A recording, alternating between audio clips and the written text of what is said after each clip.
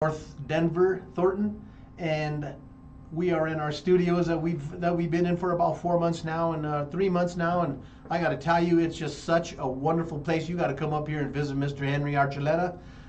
We call him Jefe, the big boss, and he's the guy that makes it all happen. And so thank you so much for that, guys. Just a side note: the views expressed on this show do not necessarily reflect the views of the station management. And Henry gives me a lot of leeway, so if I get overboard, just know that I don't speak for everybody. Guys, thank you again. You are watching the Weekend Boost. I'm your host, Paul Lane. I am the author of The Caregiver's Handbook, a self-help love story. And thank you those of you who have been ordering books. I appreciate that, and I will make sure that if you would like a copy, I will be sending out copies autographed for you for $20 this month. Couple of quick just announcements. You all know that I am a big supporter of CALMA, the Colorado Alliance for Latino Mentors and Authors, and they're always looking for new members. And so if you're interested in getting some mentorship, if you're writing a book, if you write poetry, if you write essays, if you would like to get some help with that, or if you are a mentor, would like to help young people, old people, people who are interested in writing, they are always open and looking for new members to join them. Let me see. Anyone, if you know someone who's interested in being a guest on our show, I would love to talk to you. Reach out to me at paullane.net, info@paullane.net, and I would be glad to help you get involved and get on our show. Sponsors. Guys, I am always looking for sponsors, and if you are interested in promoting your business, if you have anything of interest that you would like to promote, come onto the show. We would be glad to feature you and your business and your opportunities that you would like to share with everybody. Guys, I love what I do. I've been doing this over 5 years now, and I mean, this has just become a real passion for my life. One of the things that I'm hearing a lot of is, you know, the term illegal immigrants or illegals, and I am offended by that term. Because personally, I don't believe that there is any such thing as an illegal human being. And furthermore, I just want to make a note of, especially for those who are really upset about people crossing the border to come to the United States. This is a list of Latin American countries whose governments have been overthrown since 1947 by the United States. Costa Rica, 1948, Guatemala, 1954, El Salvador, 79, Nicaragua, 81, Panama, 89, Paraguay, 54, Brazil, 64, Peru, 68, Chile, 73, Uruguay, 73, Argentina, 76, and Venezuela in 2002. And we know what's going on in Venezuela right now. Thankfully, it seems like the United States is keeping out of this one for a change. But so if you see someone coming across the border, kind of try to be a little kind to them and understand that they're facing some very difficult situations that have not been perpetuated by their own governments, but by ours. And with that, I'm going to leave it at that. And if you got a comment or like to write in about that, reach out, man. I'd love to hear your topic. I'd love to hear your argument or comment on it, guys. As you know, my slogan on the show is everybody's looking for a hero, and if you can't find one, be one. Sharman Smith is a friend of mine on TikTok, and we've kind of, we correspond, and we've really gotten to realize that, we both have a lot of things that we want to share, and we really want to reach out, and we both have a feeling about we want to make the world a better place. And of course, our perspective is our perspective, and of course, we're not aligned on every single thing, but the thing about this is that there's a lot of people out there who want to make this world a better place. They want to make the United States a better place. And Sharman is a hero. Sharman is a hero because she stepped up and she wrote this book, Taming the Tita. And this book is really ahead of its time. It was actually written in, I believe, 2016. 2014. And as you read through this book and you see what's going on in our political system today, I mean, there's a lot of parallels. There's a lot of things that I think that are really merit discussion. If you are interested in getting a copy of this book, Sharman, how would they get a copy of this book? The book is sold anywhere books are sold online. It's you can find it on Amazon or Walmart or Barnes and Noble. Anywhere books are sold online, you just go in and type in Taming the Tida, Tida, and someone will print a copy and mail it to you, I promise. And I'll tell you, easy reading. I love a book that you can pick up and turn to any page and get some relevant information from. That's what I really liked about the book is everywhere in the book there was an enthusiastic approach to life. I mean, the protagonist in this story is the president, and it's a woman, and her name happens to be Charmin, and she has perspectives on things from everything from race relations to gender identity to climate change. And with that, we've been talking over the last week about your chapter on climate change, and I'm going to have you just go ahead and take it from here. Talk to me. All right. Thank you very much. I appreciate it. Now, for climate change, I used a classic car to explain the importance of climate change. I feel like we can't make a difference until we get the gearheads involved. And at no point would anybody who loves a car take all the oil out of the engine. We know what that would do. It would cause it to throw a rod or seize. And we don't want to see that happen with our planet. And I was really overwhelmed during the writing of this chapter. This book was written 300 pages in 2 weeks. It was like channeling a message. And the climate change chapter was the scariest part of the book for me personally because of the way it made me feel. The idea that the next massive land shifts are coming and our planet is going to go through a cataclysmic, geographical change that none of us are really prepared for. The idea that we didn't fully understand the way continental drift works, and we could find ourselves during my lifetime, our lifetime, dealing with this massive land shift really, really impacted me. And it scared me in a way that nothing else has. I've been through many other experiences in my life. I have a very interesting series of stories I could write and turn into books.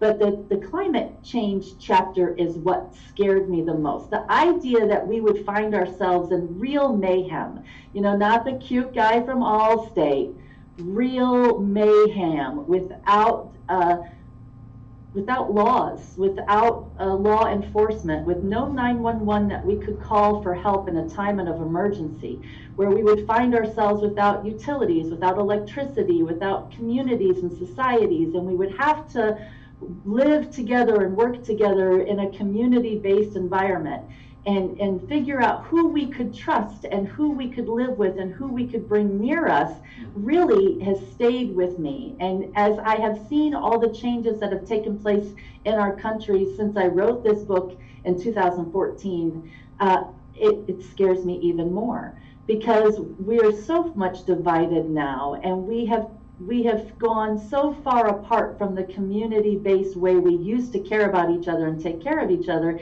When I hear about the new earthquakes we're experiencing now, when I see people post stories about big cracks in the land, and the way things are starting to change and develop, there's been enough strange things about my book that have actually come to pass that this is now where my focus has shifted.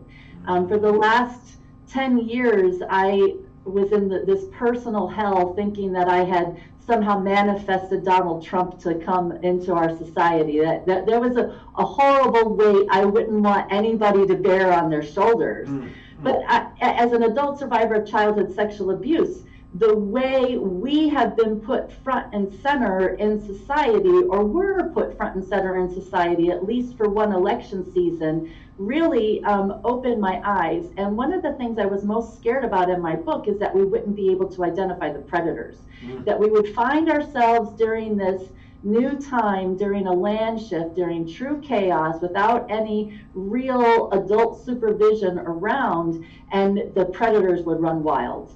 And it is something that really the conversations that have come up in the last couple of years around grooming, I feel, have been incredibly important and powerful for educating the people in our country on how to identify predators, because so often they're charming and very well spoken, and you would never anticipate them to be somebody who would hurt a child. Mm-hmm. And as painful as it has been to be front and center, it feels like it's an educational evolution for us as humans to kind of get through, because we have to acknowledge that this is something that exists. We know it's out there. We never really talked about it. It was always one of those taboo conversations.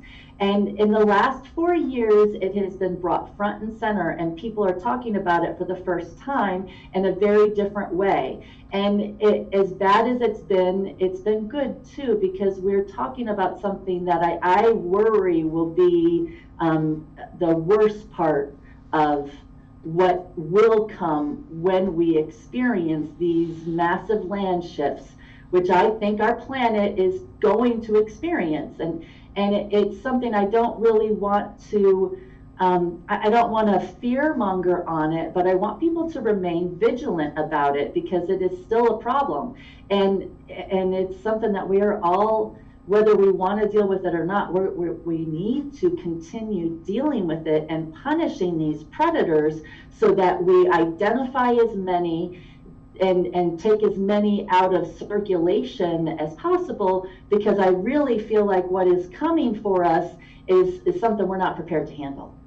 Wow. It's like the worst parts of the Bible. And the idea that there are groups on this planet that are deliberately enacting stories because they think they can bring on the Antichrist and bring on the apocalypse, truly terrifies me. Through acting like savages. Well, I don't think savages acted like this. This is really manipulative, narcissistic, evil genius. They can take over the world and turn it into what they want it to be. And not what the rest of the society. Most people are good, decent people. It's really a small portion of the population that's truly predatory like this. But if we don't know how to spot them, we won't be able to protect ourselves from them.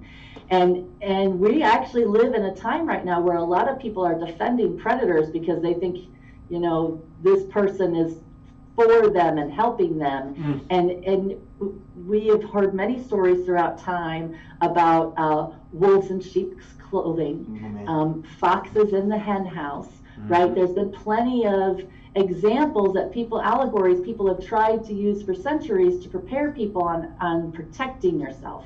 But they also say we should be wise as serpents and gentle as doves. So there's kind of a delicate balance there. I'm sorry, I didn't mean to interrupt you. Go ahead. No, I love it. There's a lot of gaslighting that goes on, and I really think, for example, like forgive and forget, right? The only people who scream for you to forgive are the people who are punishing you, and they want you to get over it so they can do it again. It's like the poetry of the oppressor. Right? That they are really good at spinning their version so that you feel bad for complaining about their behavior. Oh, man.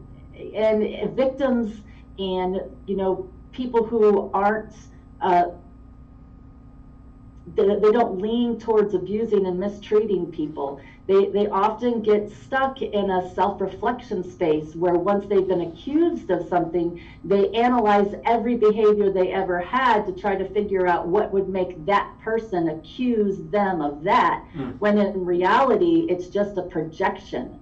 And what somebody says about you often says more about them than it does you. And being able to identify those projections is really important. The way Trump accuses people of things that he is doing is a projection. It is a big public example for all of us to learn and identify. And as much as I dislike him, we're learning a lot from him. Yeah, it is interesting when you listen to him, because you know that whatever he says is bad is good, and whatever he says is good is bad. I mean, it's almost like it was predicted biblically as well.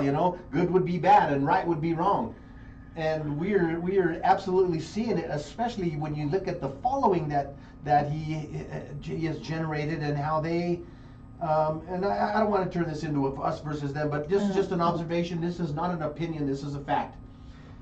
There is a constant necessity to defend, protect, obscure the facts to make him innocent of all charges, no matter what. And I can't grasp why. I can't either, and I can only associate it back to the way families silenced victims through shame and protected the predators, because they were so ashamed of the activity, they just wanted to make it go away and act like it didn't happen. And to me, it seems like that's what they're doing, and that is grooming, right? We've been talking about grooming with one adult to one child, but grooming is so much more about how you trick the adults into making excuses for your bad behavior, at least in my opinion. It is a much bigger issue than we talk about. We're awake and aware that grooming is happening, but we're not expanding the perspective and the reach of grooming and how much effort the predators put into tricking the people in their community, the adults, into thinking that they're safe. And we find it very often when people automatically defend somebody who has been accused of sexually inappropriate behavior. Oh, that's just the way that guy is. That's not what he meant to say. And they're doing for him the same way our families protected our sexual predators for centuries. Because we silenced the victims, because if we just didn't talk about it, it was like it didn't exist.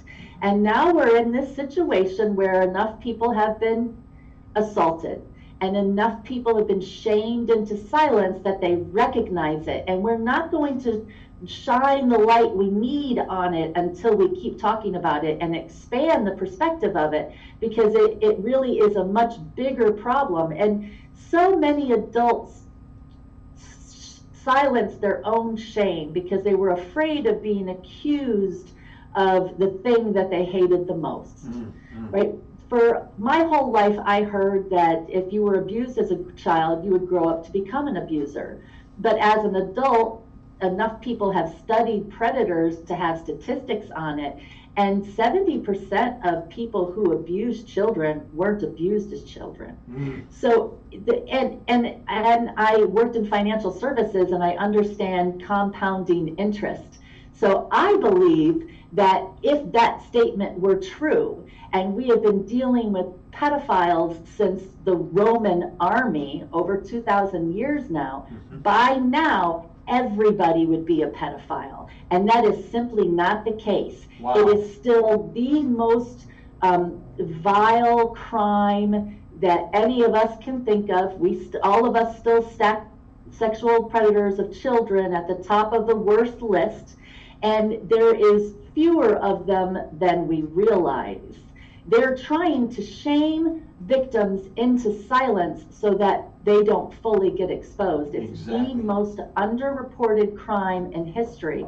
And one of the reasons I support revoking the statute of limitations on all sex-related crimes is so that the adult survivors of childhood sexual abuse have the opportunity to press criminal charges against the person who committed the crime against them. Some states are revoking the statute of limitations for civil suits, not criminal suits. And that's great if your predator is worth suing, right? The Catholic Church is terrified of this. They don't want this to be an issue because they're worth suing. They got enough money to make it worth it to sue them. And they have enough perpetrators in their ranks. I mean, to go bankrupt. And one of the things I called for in this book was the destruction of the Catholic Church over the child abuse. So I do see a lot of changes that have come in our society since I published this sweet little book a decade ago. But we still have a long way to go. Yes. And we still have the scariest part of the story to come. And we still have a lot of work to do before we get to that point. A lot of people aren't familiar with the way the Yellowstone super volcano is situated in our country. We know that there have been explosions thousands of years ago, but a lot of people don't know that in a little place in Idaho, there was a vent that popped up 2,000 years ago. They call it craters of the moon.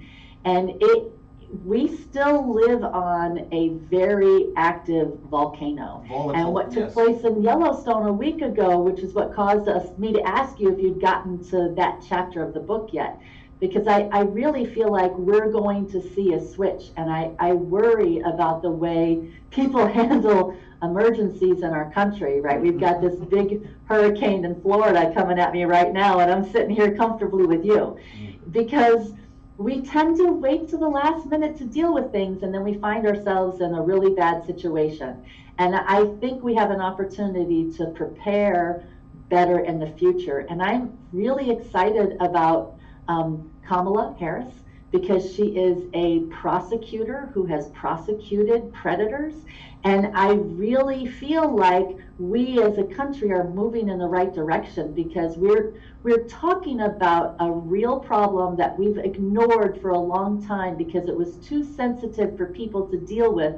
And we've all toughened up our skin over the last few years, and I feel like we're ready for the next stage of what we need to do to protect ourselves and prepare for what we all believe is coming. I don't think anybody thinks these landslides and earthquakes don't mean anything at this point. No, I hope flooding of biblical proportion all over the world. I mean, in every corner of the globe, there's some kind of catastrophic event, whether it's a landslide or a volcano or a just you name it. It's a flood, or just torrential downpours, hurricanes. I mean, they said that we have so many named storms this year that they only have 25 named storms, and they suspect there's going to be more than that in the West Coast and East Coast. So, and I'm getting off track, but in the book you kind of fast forward to 2027, and you talk about how things have really shifted at that point, and how there's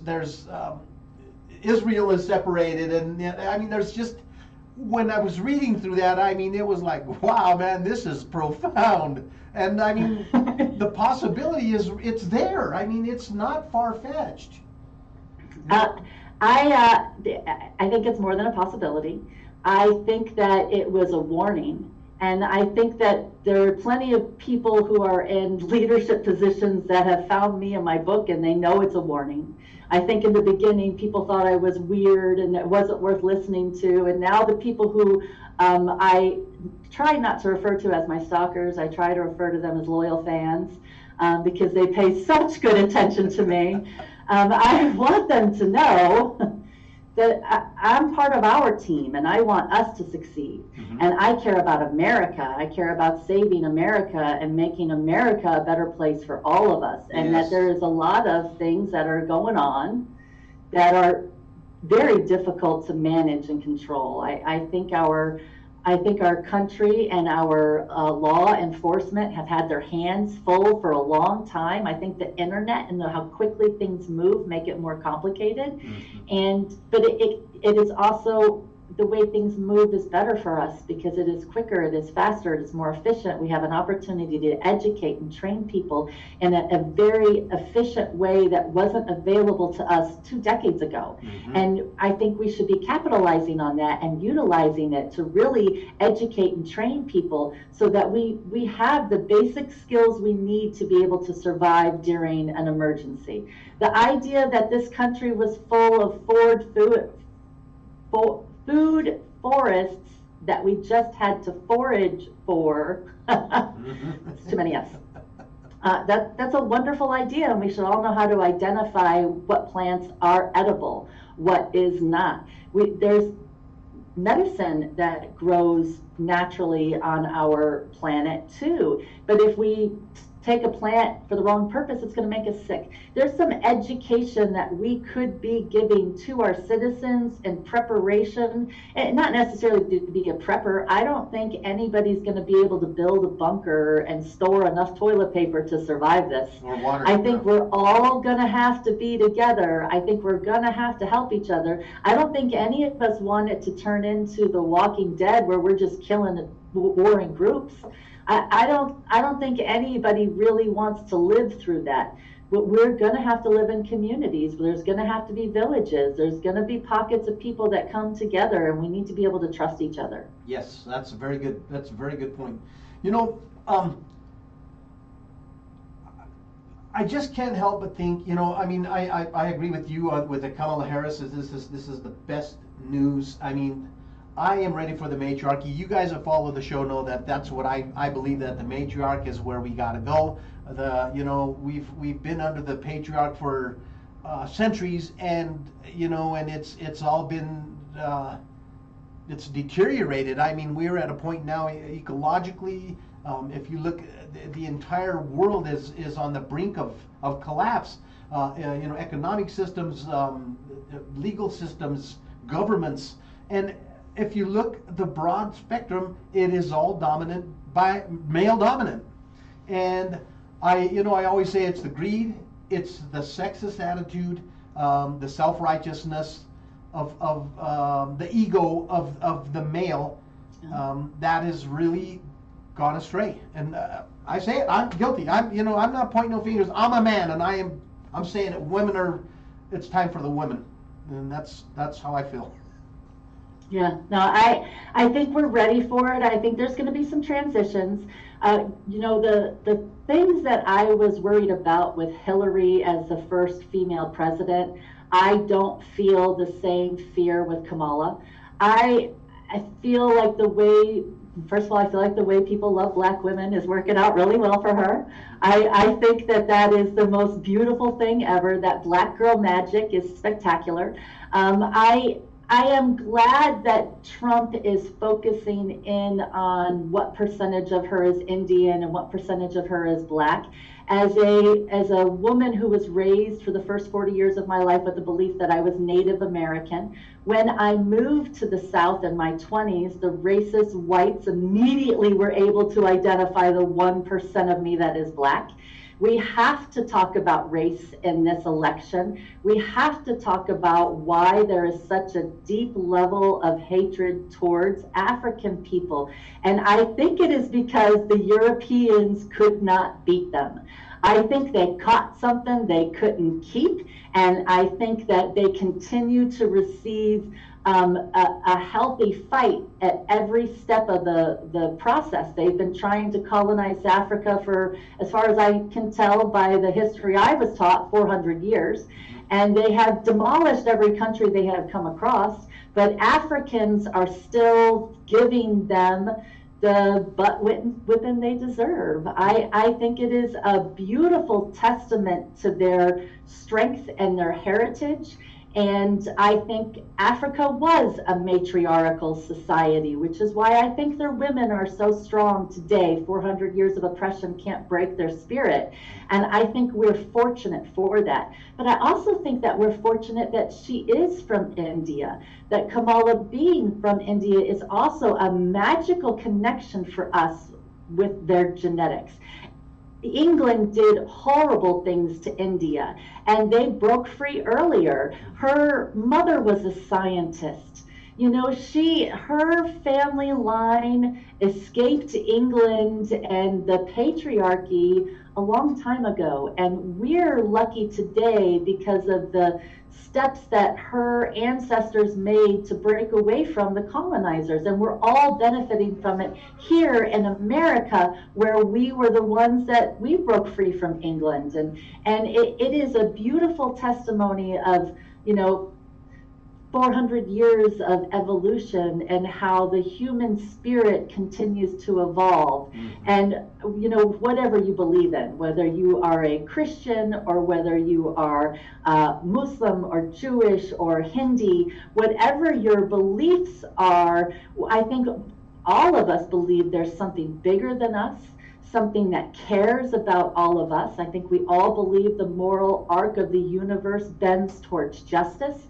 And I think that she is helping bring a level of justice to all of us that we're all going to benefit from. And I think it is a beautiful thing. I think we're fortunate to have her. Yes, I do too. I think that there's certain things that statistically we know over history that women bring to the table that men don't. For one is compassion, and two is inclusion. And right now, the Republican Party is completely against inclusion. They want complete exclusion.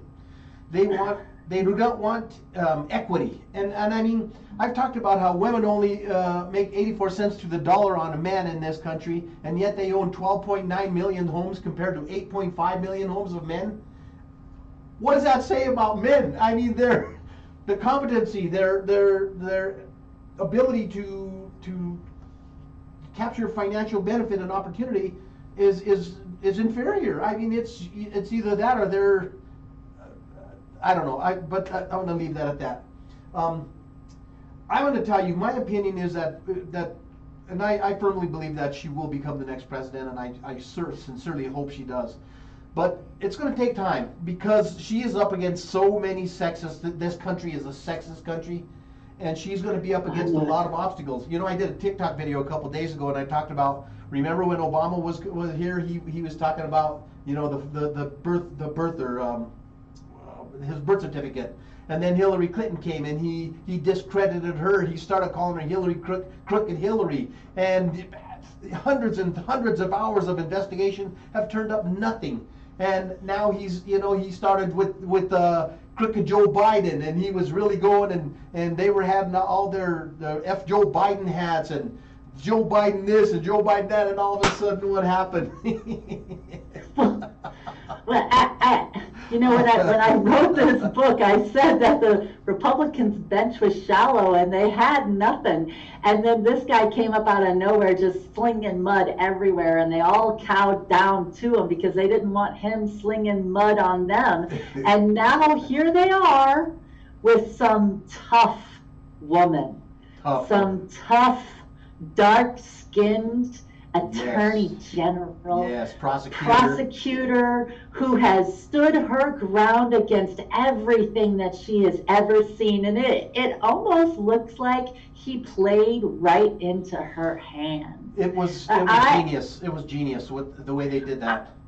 Well, I mean, if you think about it, right, because I still think that there are portions of 2020 that need to be properly investigated. And I really hope Kamala, after she becomes president, subpoenas every pair of red leather shoes that made it around the internet and upset anybody. And I hope they check the red leather Bibles too, because that just looks creepy to me.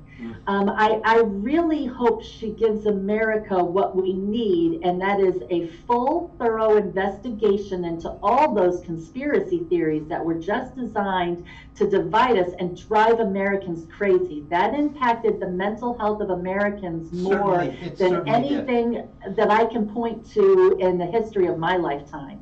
And we know that the laptop was a fake story that somebody told him, and he just ran his mouth like it. I call this the telephone game. The girls in my middle school played the telephone game a lot. And so somebody told him about a laptop, and he just ran his mouth. Somebody told him about the journal, and he just ran his mouth. Somebody told him about those sex stories, and he just ran his mouth. And those things spread like wildfire. And I really feel like that needs to be investigated, because the way that PSYOP was used to impact the emotional and psychological health of Americans is going to stay with us for a very long time. Yes. I feel like it's going to move us into a new McCarthyism, right? Where instead of accusing people of being Nazis, now we're accusing people of being pedophiles. And we have to do something about this. You can't just go running around and accusing people of being the worst thing on the planet, because survivors are emotional. And you don't know who you're upsetting or how. And people can be triggered into committing crimes. There's no room for vigilantes in our justice system. And something has to be done about this to heal us and make us cohesive again and prepare us for what's coming. I knew that I had barely spoke about 24 in the book. The book spans 40 years. So there's a lot of history that could play out based on the way I wrote the book.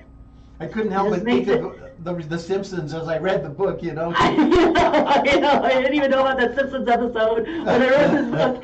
There's been many people who've come to me and asked me if I am psychic, and I just step away and shake my head because the book makes me uncomfortable. That is a title I don't lean into, but TikTok got me this last week when they were talking about him being the Antichrist and then him following a false prophet. I could see him finding my book and thinking it was some sort of prophetic guide for him to become president and falling into a trap somehow like that. That would be funny. But the idea that I really, I didn't remember what the years were, because it really was just like a channeled message, 300 pages in 2 weeks. I just That's typed. incredible. And I know that I just spoke briefly about taxes in 24, and then I jumped to the climate change, but I didn't realize that it was 27.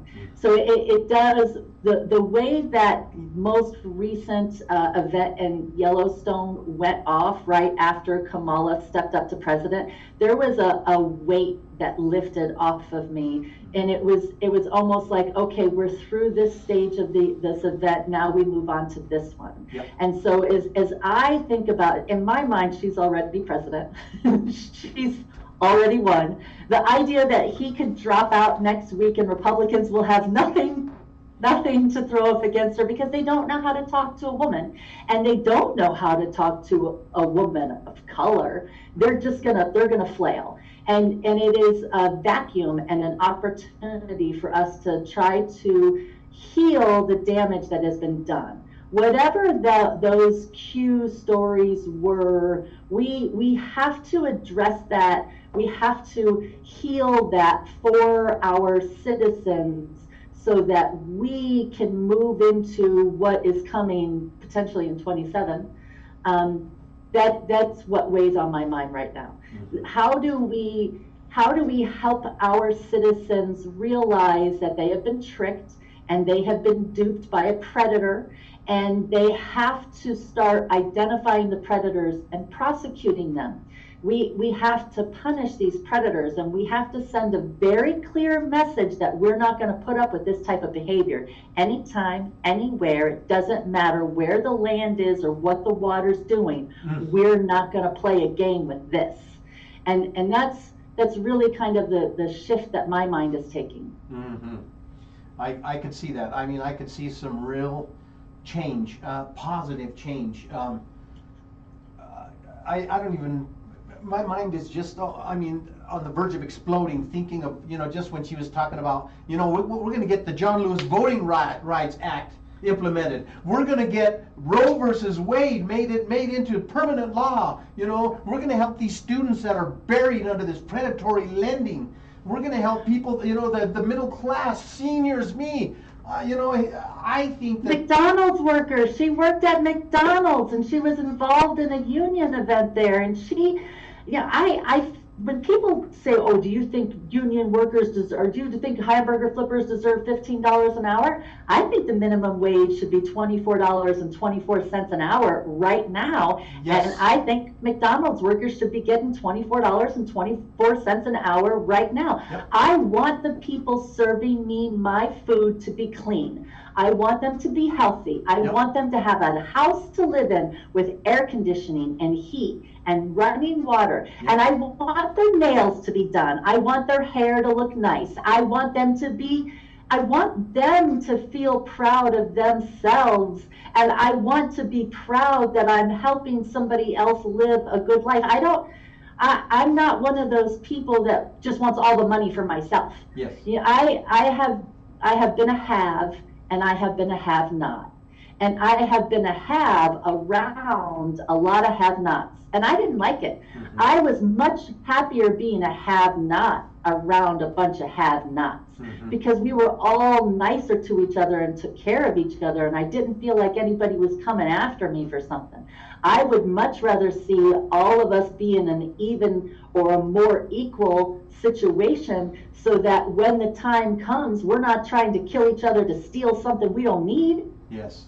That doesn't that's what I'm worried. We're going to find ourselves in a situation where we're killing each other for something we don't need. Yep. And we're not taking care of each other and sharing with each other the things we do need. Yeah. And what we do need is love and compassion and safety and security and community. Yes. You know, if I'm a gardener, I've got right now in my yard carrots and tomatoes and squash and potatoes and all kinds of things growing right now. I'm a benefit to anybody's community I show up in. My dad was a butcher and I can process meat, all right? I am handy to have around. But if I feel scared because I don't feel like I'm safe around the people I'm around, I'm a danger too. Yes, yes. There are some people you really want to be your friends, right? And there's some people you don't want around no matter what. They're not worth it. They're more trouble than they're worth. Yes. And we have to be able to identify who is worth the effort, who you want to bring into your bubble. I'm always looking for foxhole people. I'm a military brat, and I want people I can bring into my foxhole with me. Because if we're going to war, I only want people around me I can trust. But I have to be able to trust you to take care of everybody else in my foxhole. Right. And you do not want to find yourself in a hole with me and the people I trust and start doing something weird. You're not going to like the way that works out for you. Yeah. You know, in the military, the weakest link, they talk about, you know, you're only as strong as the weakest person in your whole battalion. And I am my brother's keeper. I am my sister's keeper. And that is community. That's what I see as community, is an inclusive, cohesive, supportive group of men and women who really, truly, genuinely do care about each other. On the note about paying an employee a livable wage, in Jefferson County here in Colorado, they took the police force here, I think in the last year, and they put them on a 4-day work week. But they paid them 40 hours. Sick leave went down. Morale went up. Productivity went up. I mean, they benefited the city of Lakewood by paying 4 days. Their whole attitude has come to a different level. I mean, you see, I had someone who was stopped by a police officer. They had a no license recently. I went to go get her and help her, and that cop was so kind and so nice. It was like, wow, I'm not used to this, you know? Happy people are more productive. They are, it is such a difference. When we're all weighed down, because none of us know what the person next to us is going through, and we're all going through something. And the idea that you've got to work 80 hours a week on 2 different jobs to barely be able to afford the cheapest apartment in town doesn't make sense. I participate with a bunch of different groups, and a couple of them are housing related groups. They lobby for better housing laws. In the state of Florida, you know, it's hard.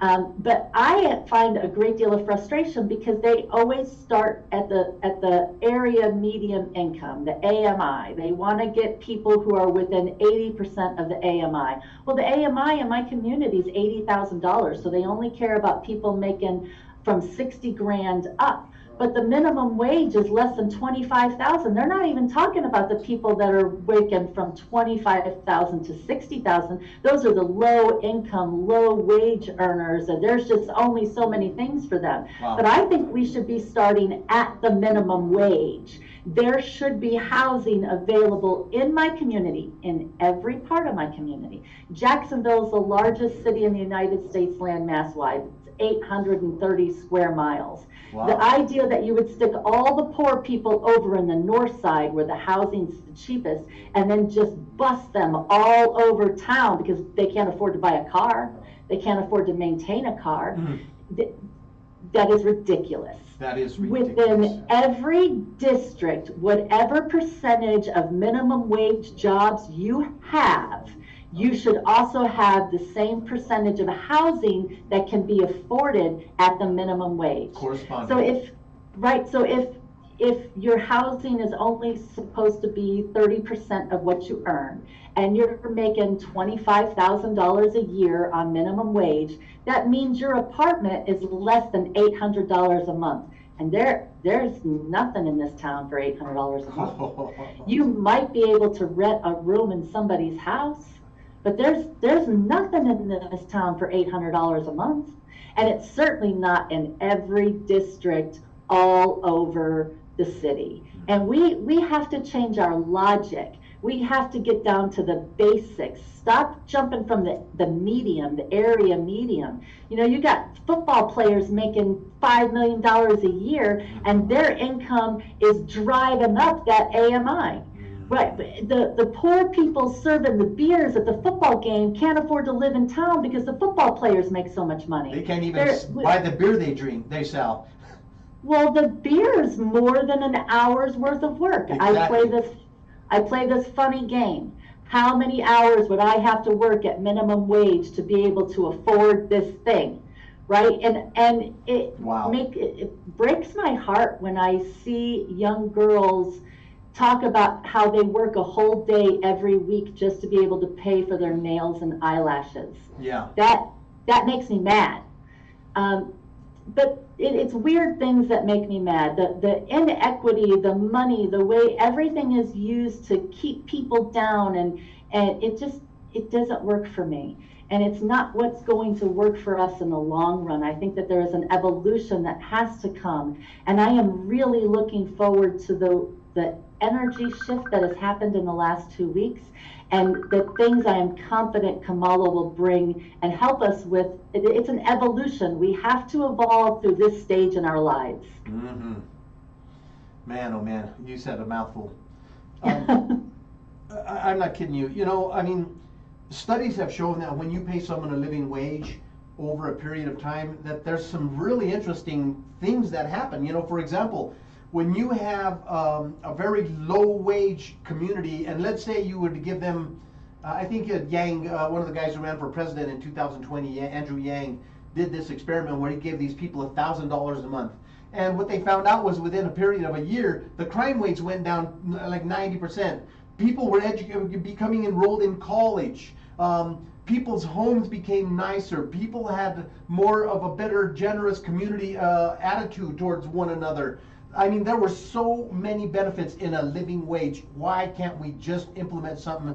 And you know, the thing about it is, if they paid a living wage, that doesn't mean that those hamburgers got to be 20 bucks. They could literally afford to make those for affordable prices. Well, they raise the price of the burgers, whether they raise the price of the wage. So I don't think one has anything to do with the other. Yeah, we need to tie things together, right? Like, I remember how different my life was and the quality of my life was when minimum wage was $5 an hour and gas was less than $1 a gallon, right? I had a much better quality of life in the 90s than I do now, and $12 an hour doesn't even come close to what people need to be able to survive now. That we have to tie things together. This idea that, well, they're just going to raise the price of goods if we raise the wage. They raise the price of goods whether they raise the wage or not. Yep. Raise the wage. People are fighting over resources. If they have a minimum wage, which was the concept behind the minimum wage in the first place, right? We would pay people enough to be able to afford to live, because then it makes our communities better. And that's what we're seeing. That's what that example just reinforced. Mm-hmm. If you give people enough money to be able to live, the community gets better. Crime goes down. People take care of themselves. They're not fighting over every little thing. Exactly. And it's much better to be with people who have than to be around people who have not. Mm-hmm. It truly is, and it's a, you know, that rising tide raises all ships. It's a true statement. You know, it truly is. But I don't understand why billionaires don't understand that either. We talk a lot about how trickle-down economics works, but we don't talk enough about the way the money multiplies up, which is how the billionaires became billionaires in the first place.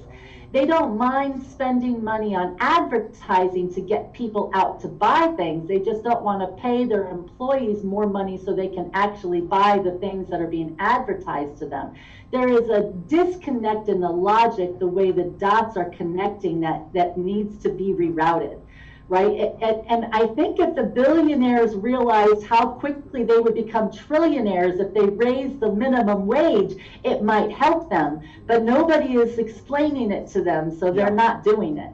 And really, I use an analogy in the book. I use a Duck Dynasty reference to explain the importance of income fluidity within our market. And, Trump promised to drain the swamp, and that seemed a heck of a lot more entertaining than why we have to make money move.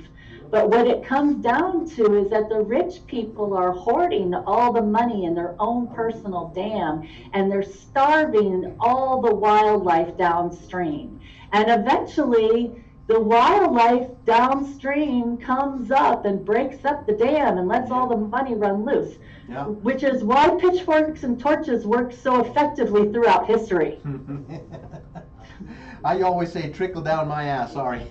Yeah. But the trickle down economics was a farce, and it was something that they bought hook, line, and sinker, and some people still defend it to this day. Yeah.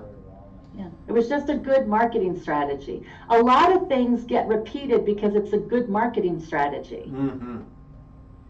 Wow, that's wow, true story. I mean, it's so. I remember during the Hillary Clinton and Donald Trump debates, and when he said, "Yep, he stood up there to the microphone. He says, "I'm gonna do trickle down economics just like Reagan did," and I knew that we were in trouble. I knew that we were going to have problems because 45 years later, we all see what happened with trickle down economics. It's a concept it's not working. Uh-oh. Well, did we freeze? No, we're still on. I got a battery low over here. Hey, Henry. I know that a lot of Americans wanted Donald Trump they wanted a businessman to run America like a business. And I think people who never worked in the corporate environment didn't understand what they were asking for. Mm-hmm. And he did run America like it was his personal business, where he did it to profit himself. Right? I don't think a lot of people understood that was what was going to happen, but anybody who ever worked with a big business was afraid of a big businessman getting into that office. Right? There's our country, the United States of America, is the greatest union that was ever formed. Mm-hmm. It just needs to be run like one. Mm-hmm. The government is supposed to be protecting its greatest asset, which is its human workforce. Mm-hmm. All of us, especially women, are tax-paying members of our union, and we're not being paid enough for our union to respect our effort. And that's a real problem. Mm. There are some people who would rather just take women completely out of the workforce and give up all their tax benefits or social benefits so that they can control them and they can keep them locked up in a cave where they can't escape. And that was okay for thousands of years. Mm. It's not okay anymore. The women are loose. The women are out. We have jobs. We would rather pay taxes than take care of a man. Mm-hmm. We are okay with the way things have changed.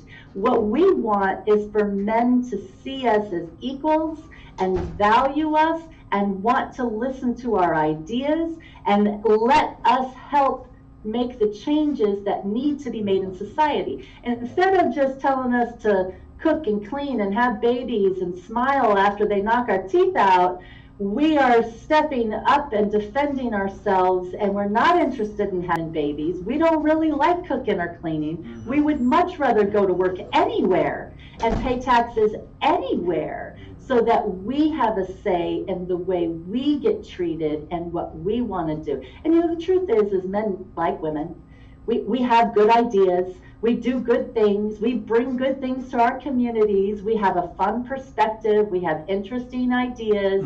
And we're better together than we are apart. We're meant to be a team. We're not meant to fight each other all the time. That's no fun for anybody. Man.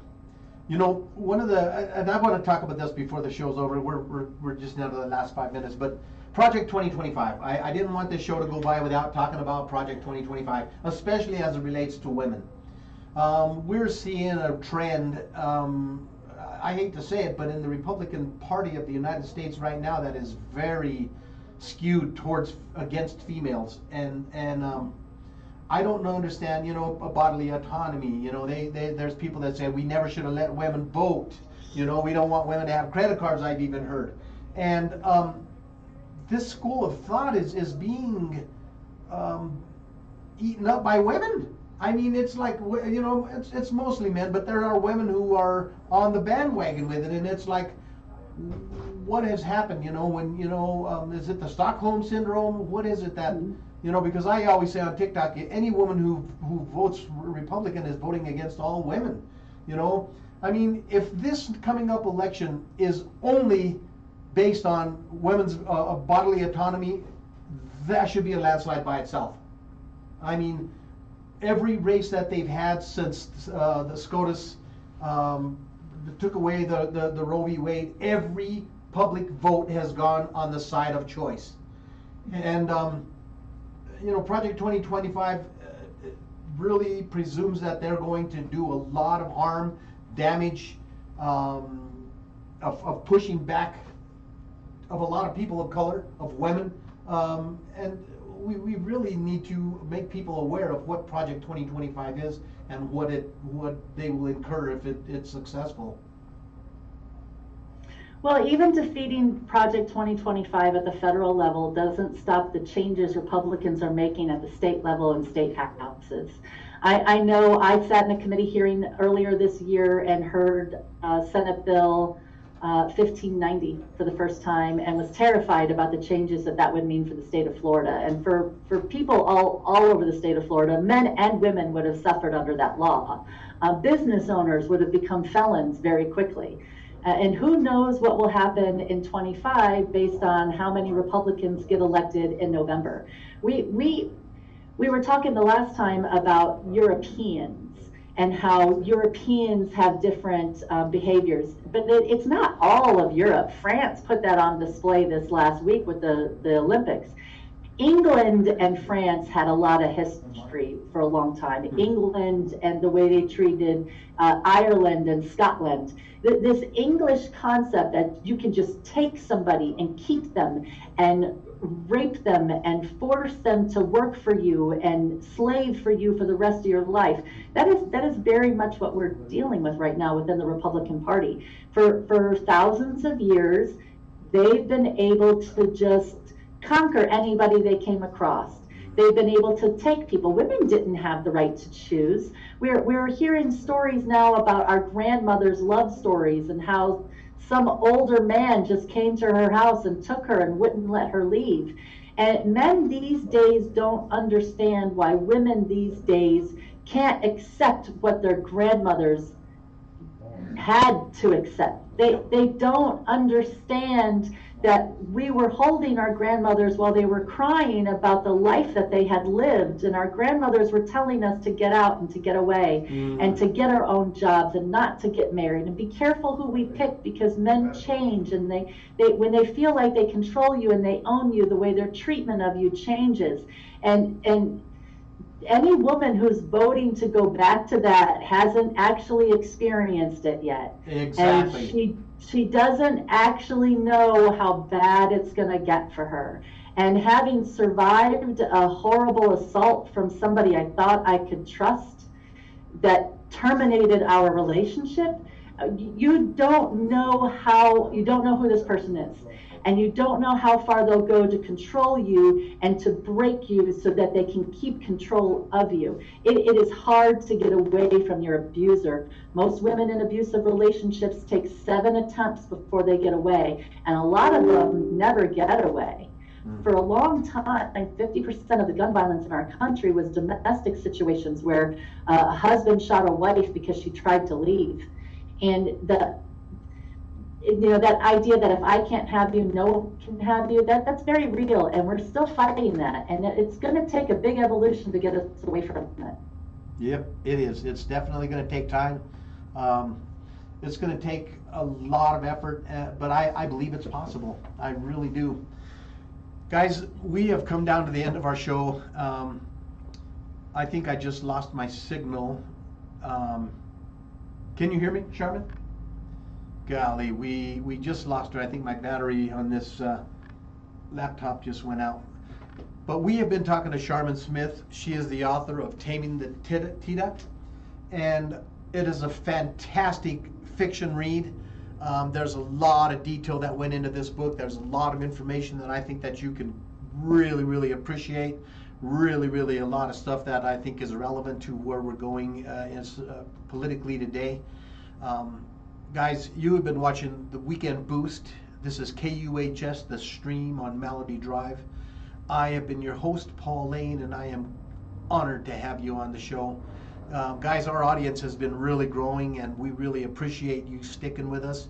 If you'd like to reach out to me personally, you can reach me at info@paullane.net, info@paullane.net, or you can reach us here at the station at kuhsdenver.com. But we are always at your service. Please stay tuned. We have Mr. Paul Chavez, Mr. International, coming up with Deep Cuts, I believe.